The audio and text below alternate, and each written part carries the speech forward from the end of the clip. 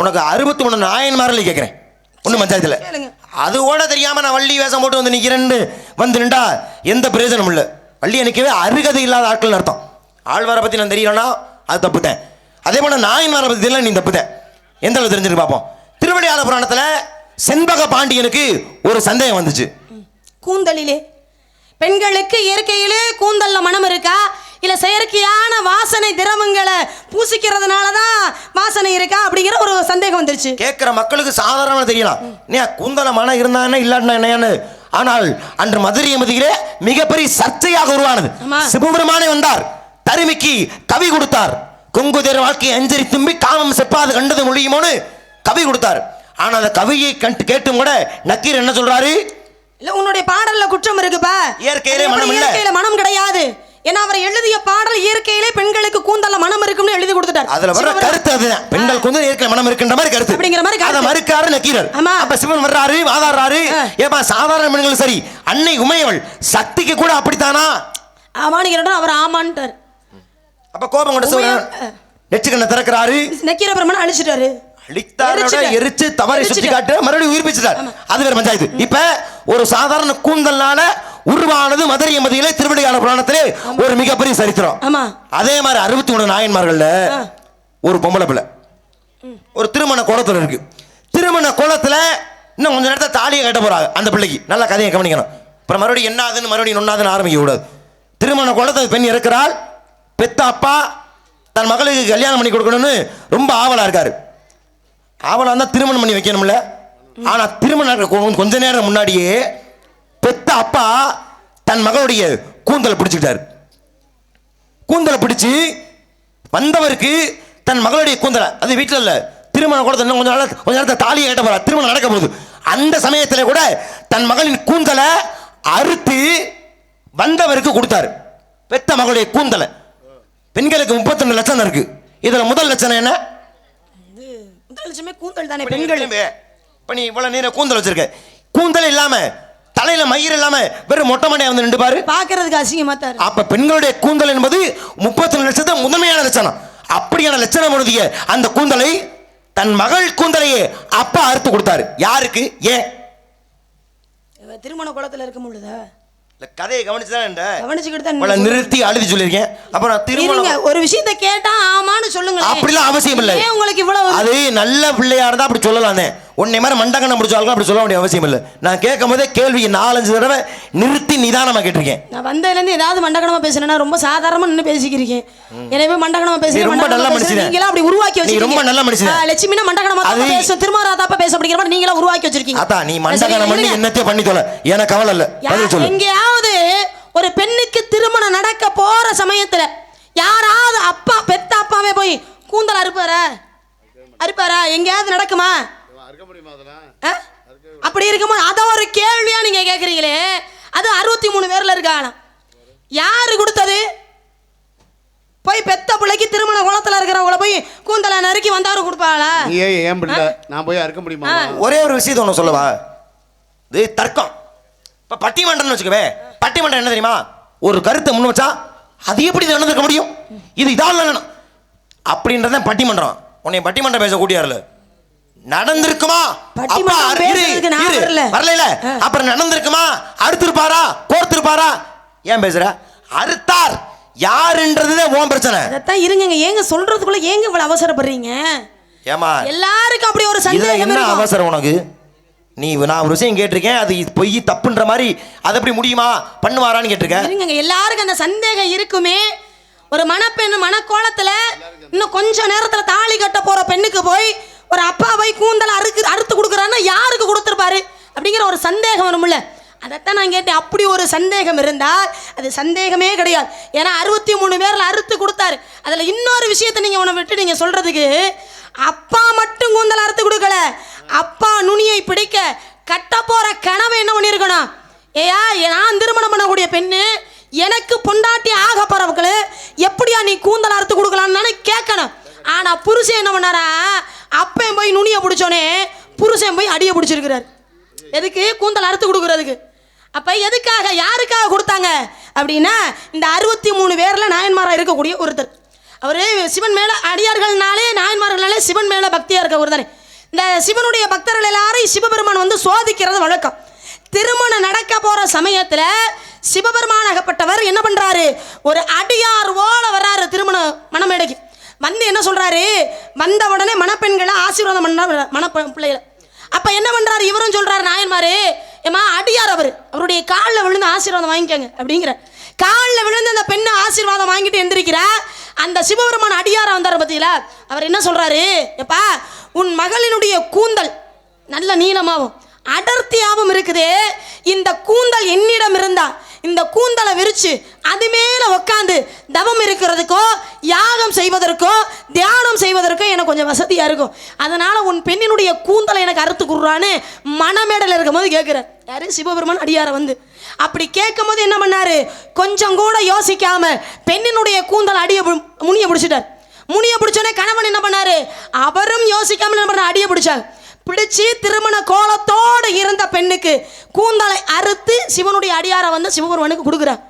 அது யார் தெரியுமா, 63 பேர்ல இருக்கக்கூடிய மானக்கஞ்சரார் என்று சொல்லக்கூடிய நாயன்மார் தான் பெற்ற பிள்ளையனுடைய கூந்தலை மணமேடல இருக்கும் பொழுது அறுத்து கொடுத்தார். மானக்கஞ்சார் அப்படிதானே.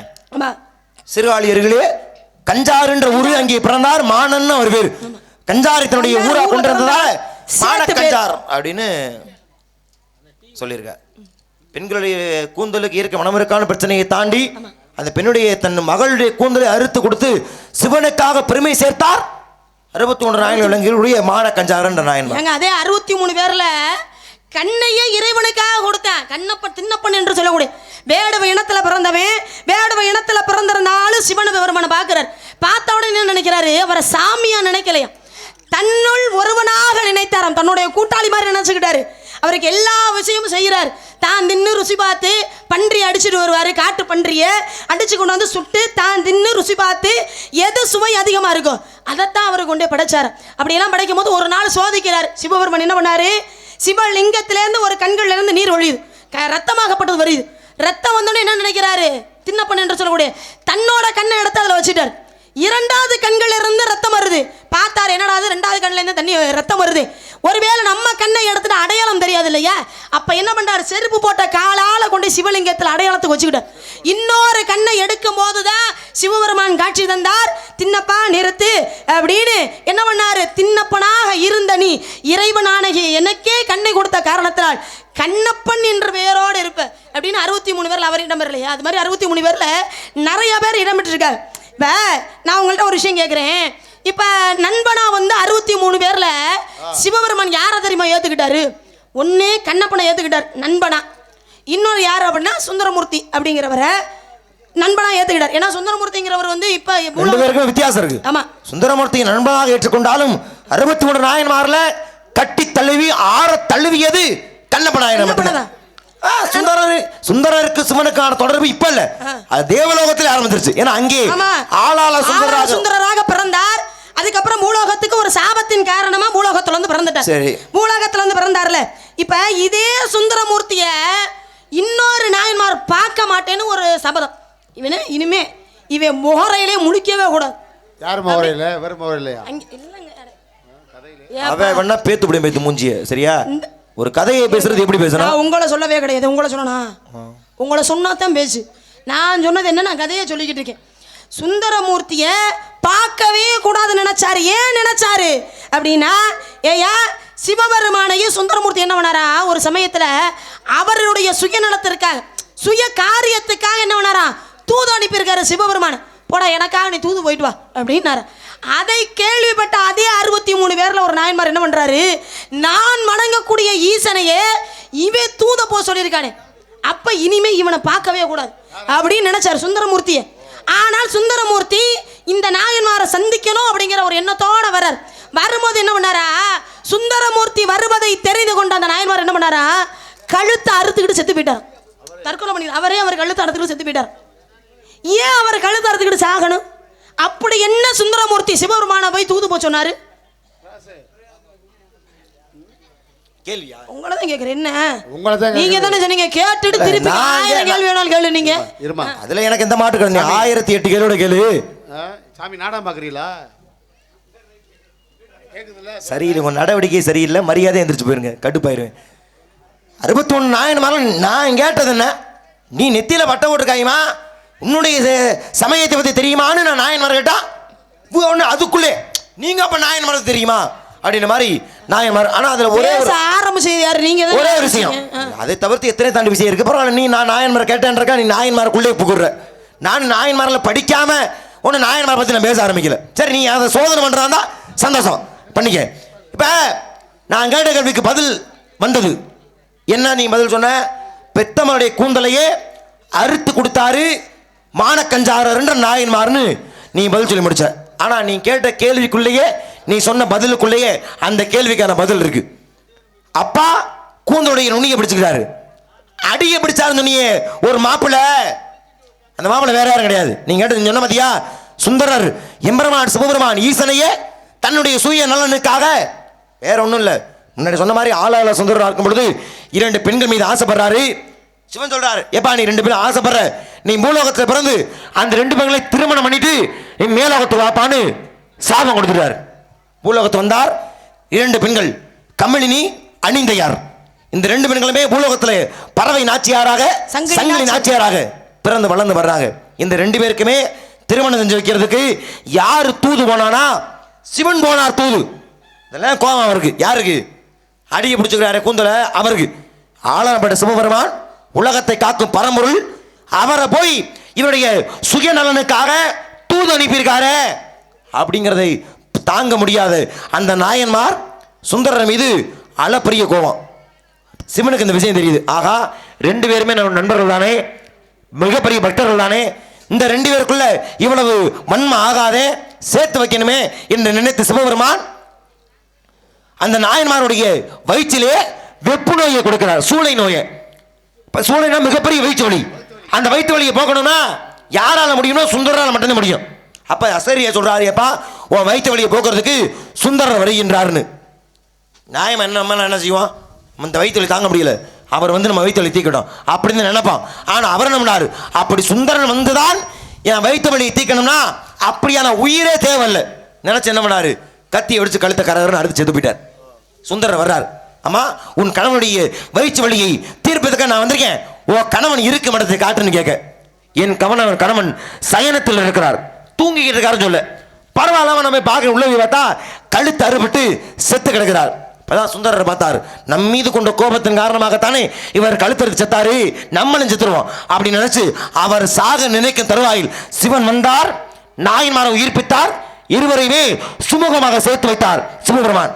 அப்ப சுந்தரர் சிவனை தூது அனுப்பினான்ற ஒரே கோபத்தினால சுந்தரர் தன்னை காப்பாற்ற வர்றான்னு தெரிஞ்சும் கழுத்தறுத்து செத்தது யாருன்னா நீ சொன்ன மானக்கஞ்சாரன்ற நாயன்மாருடைய மகளை திருமணம் செய்த ஏயர்கோன் கலிக்காம நாயனார் என்று சொல்லக்கூடியவர் தான் சுந்தரர் தன்னை காப்பாற்ற வர்றாரு தெரிஞ்சு.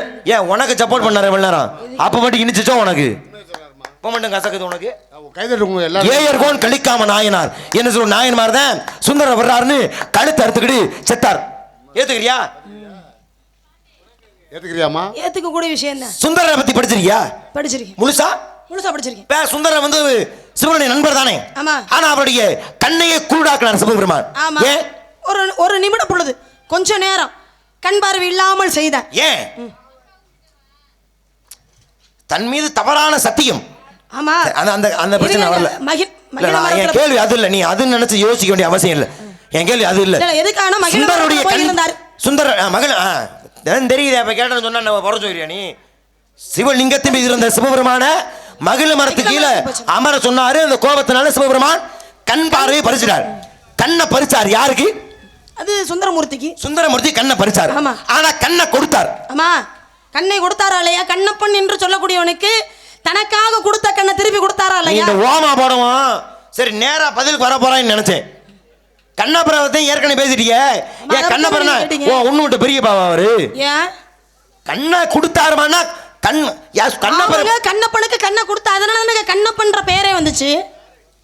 அந்த கதை நீ படிச்சிருக்கிய மொத்தமா? எனக்கு கொஞ்சம் படிச்சிருக்கேன். ஏதா கண்ணப்பர் கதை நான் படிச்சிருக்கேன். என்ன சொல்லு பாப்போம்.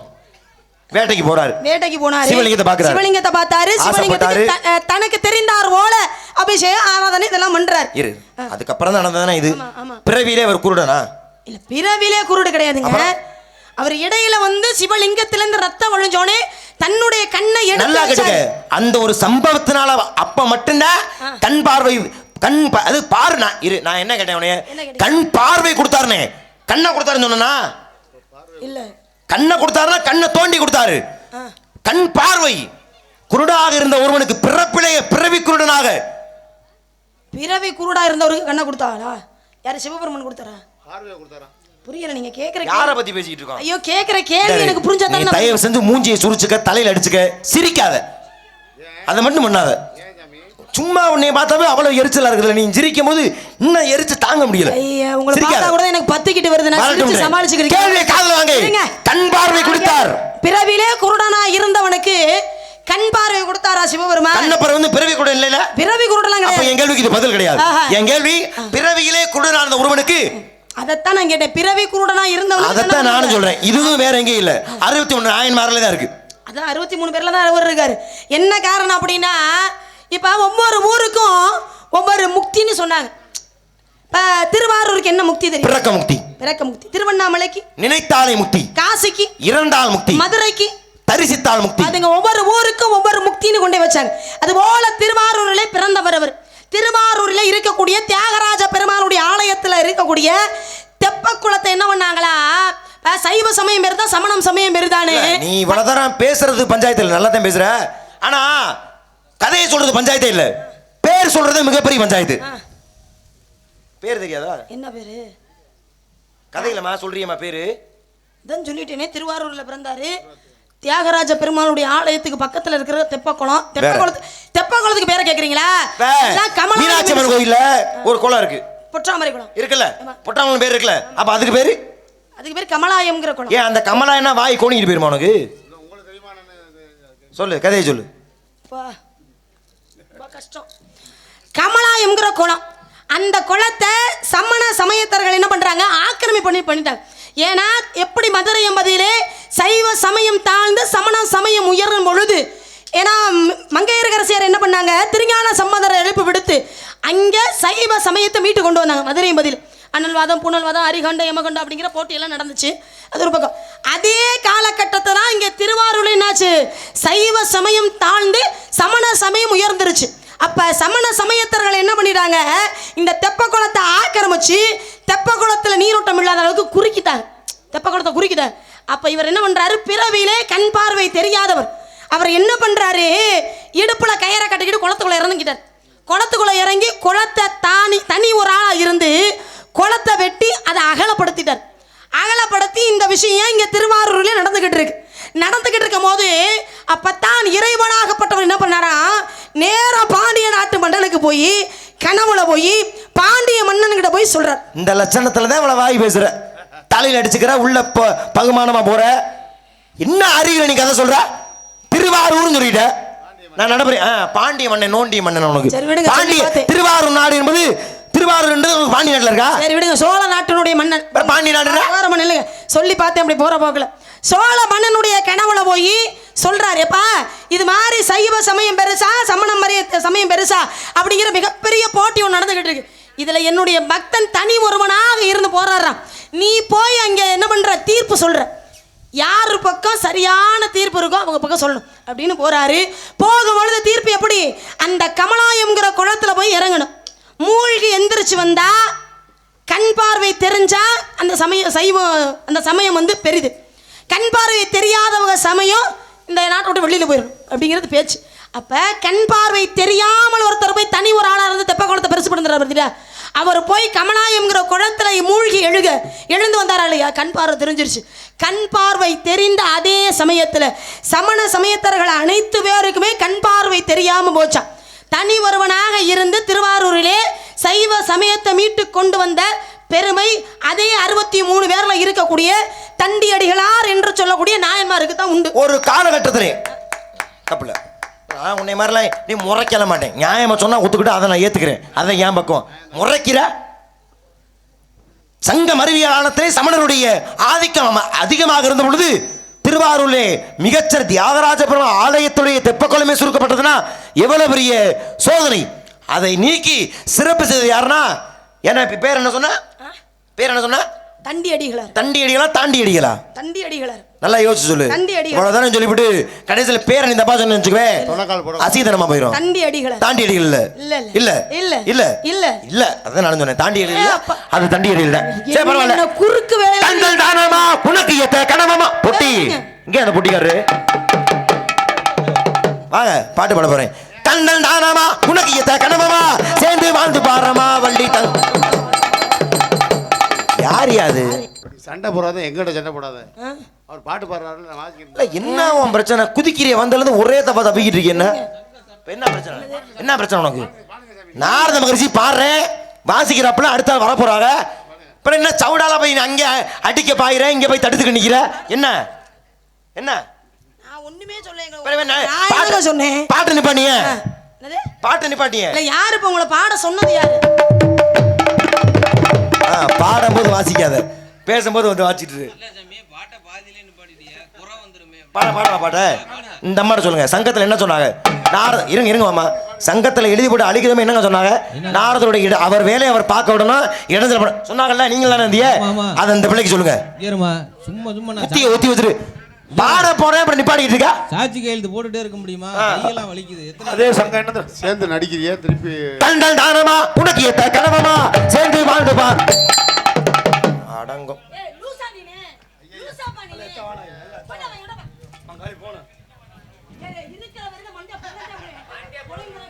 வா, எதுக்கு பண்ணிட்டு இருக்க? இருங்க, எதுக்கு இருக்கிற கடுப்புல நீ வெறியாத்திட்டு இருக்க?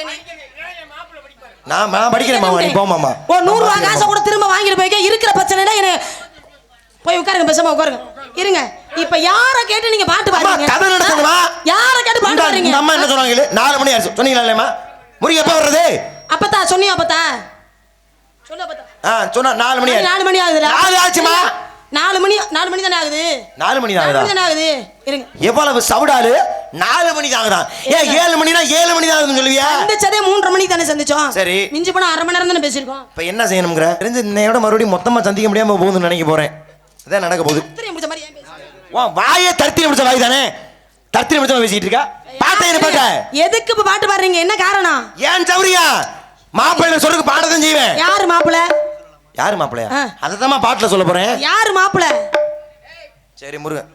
இப்ப பாரு இப்ப மாமா கட்டையை விட்டு நொறுக்க போற. இப்ப முருகன் தான் மாப்பிள்ளை. என்னப்ப முருகன் மாப்பிள்ளைன்னு சொன்னா முடிஞ்சு போச்சா?